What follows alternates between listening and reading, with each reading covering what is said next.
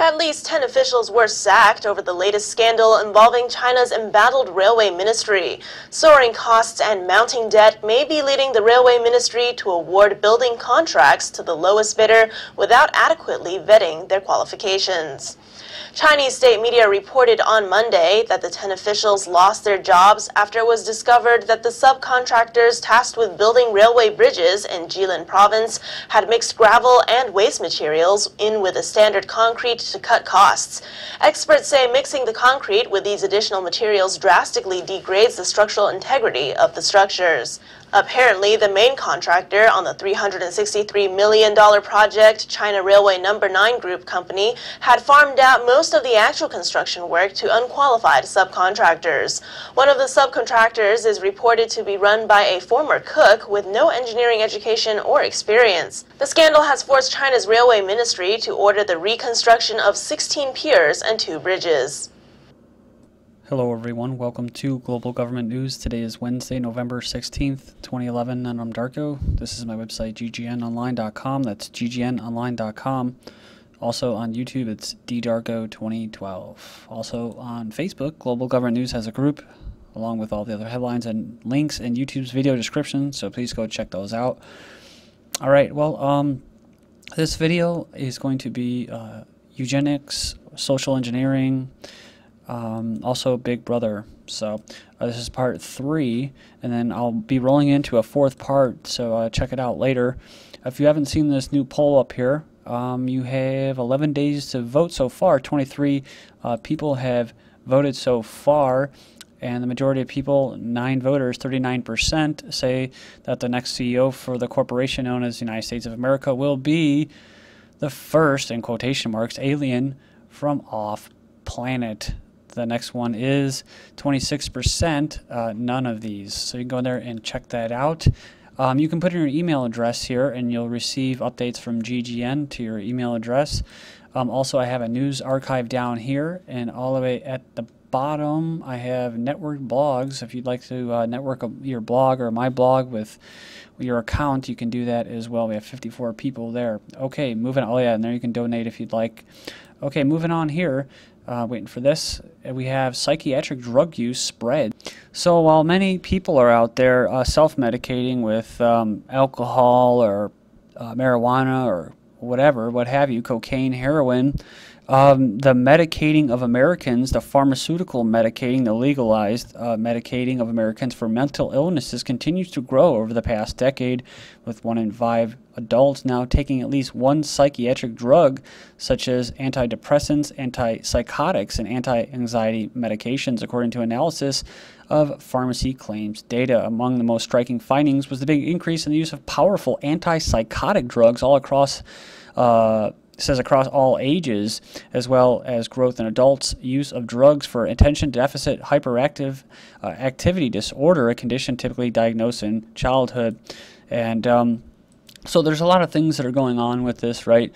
Society in general, a lot of people are on these things. Why? Because they're available and because they're being pushed by, quote, doctors, experts, that get in your head and tell you that there's a bunch of stuff wrong with you, that you've been victimized, and that here's a pill and it's going to help you. And of course, like all of the other targets, the main targets is not the older people that are already kind of, when I say older, I'm saying actually just elderly people that are at the end of their road here, and they're kind of just watching from the sidelines of you know, what's happening to the world right now. But the younger people, those are the targets. Those are the ones that could actually make change. And so they got to get them on these drugs all the time. And of course, the ones that don't want to sit still and they don't want to listen to authoritative figures teaching them basically brainwashing, rewritten history propaganda to love the state, to love the pharmaceutical companies. Your doctor won't do you wrong. The police are heroes and stuff like that. And if you don't like that, then, you know, we'll get you on some Ritalin or anything like that, you know. And now they're trying to push a Gardasil and stuff like that. So, yeah, it's a big deal. You know, a lot of people are being squeezed right now by this, you know, as they say, New World Order. And genetically, it's just not a natural thing, man. I mean, we've always been serfs or slaves and stuff like that. But this is just a very, very tricky time where you think that you're free, but you're not. and then you have the brainwashing box, so people aren't really communicating with each other. They're just kind of like receiving downloads from the television every day and from the established news people, which are, MSNBC, CNN, and all of them, telling them how to think every day about certain situations. It says here, psychopaths born evil or with a diseased brain. So what does this basically inject? It injects that you have a disease. That's what it is. Like alcoholism, you have a disease, right? Everything else is a disease, and then they'll associate it with genetics. You have you come from a poor genetic gene pool. So you basically, ultimately, you're not going to be able to procreate if you have those bad genes. And so here we have right here, where back in the day, most people had a kind of an idea of what right and wrong was. Now it's become blurred so much that you have stuff like this, where people are, against the death penalty. And, for me personally, I'm only against the death penalty because it's justice being carried out by the state. So the state is, in my mind, is, it's ultimately, it's one of the most immoral things on the earth. And then you surrender that justice that could be carried out against an individual by the family or invested parties to the state.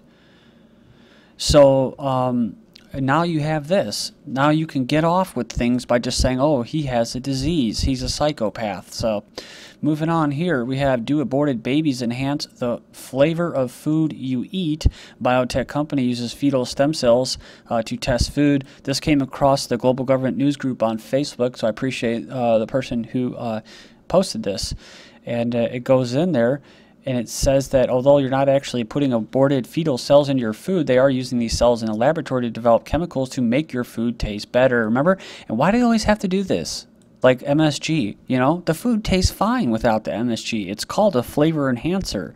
I've actually finally found it at a little store run by Mennonites and that. They actually had MSG in a little plastic thing that they were selling. I've been looking for it, like high fructose corn syrup. I can never find those things just in raw form, but I found them, and it's just like a white powder, just like aspartame. So, a flavor enhancer. Well, why do they have to do that? Because it's less and less and less real food every year. It's not even real food. I look in like the Hormel chili.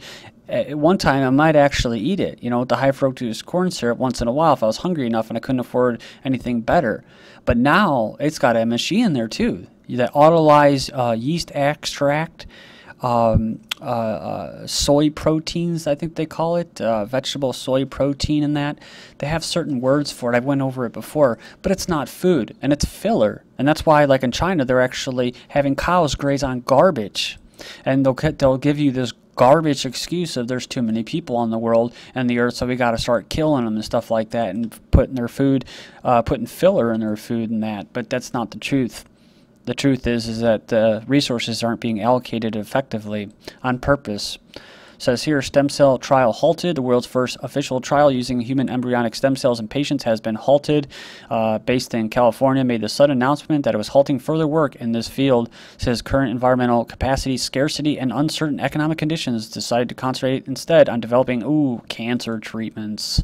So we all know that's a big business too, right? More money. It says here, and it's a lot of bad stigma with the stem cells, bad PR. It says here, Milwaukee runs provocative ads to wake parents up to the dangers of sleeping. They call it co-sleeping. It's basically a mother, a father, basically their parents sleeping with their newborns and that, and they have like a little knife there, and it's supposed to look all dangerous, and you're just a bad mother. But the comments in the comment boards were actually pretty right on. A lot of the people were just saying, it's not that big of a deal, and the state shouldn't be involved. But there are some people who get too drunk or too stoned or something like that, and roll into bed with their newborn, and then end up hurting it. So, but that's what it comes down to. It comes down to the responsibility of the individual and the parent and the family unit, and then not the state. And this is what I keep trying to stress: is once you put that decision-making process into the state's hands, they can do anything. They can cut you off from actually having babies eventually. That's, I think that's part of the plan. I know it's part of the plan to go to the state to have authorization to procreate. So we have here cannabinoids as antioxidants and neuroprotectants. A listener, a doctor actually, sent me this. There's a PDF file that you can go in there and check out. I checked it out as well.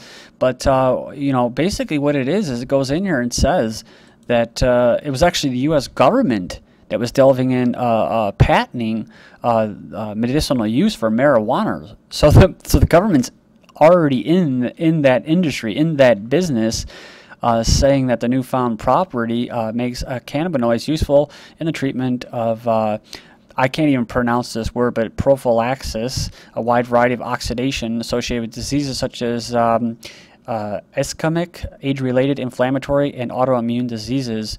So, but it goes in there and it says basically there's a derivative of the cannabis, not the part that has the avoid the toxicity, the stuff that basically makes you high and stuff like that.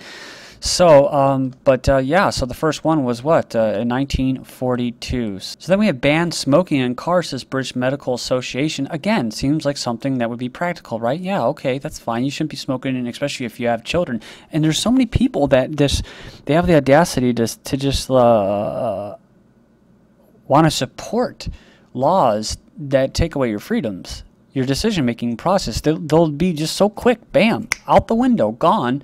And most likely, the changes are permanent. It's not coming back. Sometimes they do, sometimes they don't. I'll get into that later in this video.